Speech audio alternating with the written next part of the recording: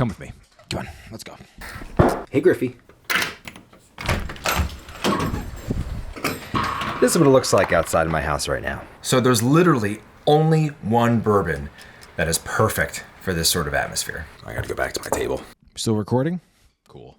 A Midwinter Nights Dram. Act 11, Scene 11. This thing screams comfy cozy. But I've never had it. I'll tell you right now, I know this particular release is pretty divisive. I haven't seen too many reviews for Act 11, Scene 11, so we're just gonna drink it and we're gonna tell you what we think. But first, a little background. A Midwinter Nights Dram is a blend of straight rye whiskeys finished in port barrels, distilled by High West Distillery and MGP Distillery. The proof is 98.6. There is no age statement.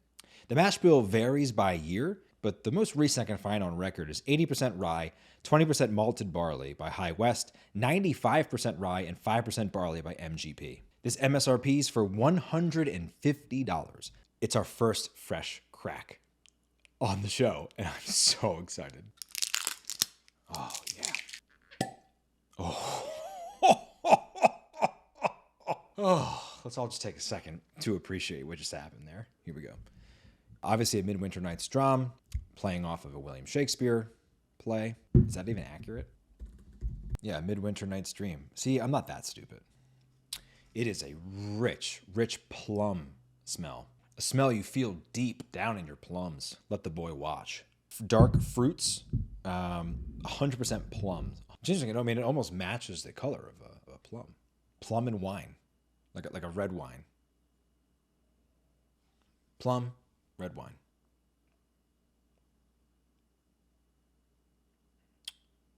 Oh my. It's thick, but it's very smooth. The plums kind of stay with you, but there's definitely something more. It's wines, cherry, plums. This tastes more like a wine than a bourbon. Not usually really my bag, quite honestly, but this is a really nice blend. It tastes very good. It's a rye, right? So there's a little bit of a punch, but it's not that intense. It's actually like the perfect amount of intensity in your mouth, the perfect amount of heat. So like you get the wine where typically a wine is flat, right? It ends, it's over. This kind of welcomes you in. It's like a little fiery, right? It's snowing outside, it's fiery. You've got a blanket over top of you. You've got the lights dimmed. Maybe the Christmas lights are on. You've got the fireplace on. You got the football game on. That's kind of what this feels like right now in my esophagus. And I got to say right now, it's heaven. It really is heaven. I feel like I've ascended into the stairway. The finish is very sweet. The finish is very soft. Probably isn't the right word, but it's nice. It lingers a little bit. There's a little bit of heat on the finish, but it's not overwhelming. It's very welcome. It leaves your mouth with a really nice taste afterwards. This is a bourbon that costs $150.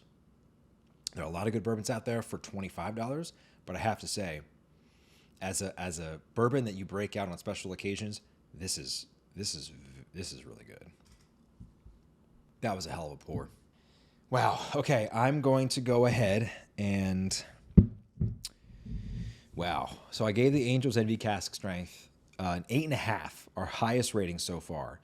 I did say in our last episode about Eagle Rare that I kind of feel like I jumped the gun on those ratings. I was rating maybe a half point too high. So even if we were to back that up and say the Angel's Envy cask strength is really an 8 out of 10, not an 8.5 out of 10, I have to say the Midwinter's Nights Dram, Act 11, Scene 11, is right there. Right there. So I'm going to go ahead and give it an 8. There it is, an 8, an incredibly high score, an exceptional pour. When compared to some of the previous bourbons that we've had. Again, I'm continuing my bourbon journey. I hope you are as well. If you've had any of the Midwinters, please get into the comment section below. Tell me your review of this particular drink. And if you've had Act 11, Scene 11, do the same. Let's chat about it. In the meantime, thanks so much for watching. We'll be back next week with another review.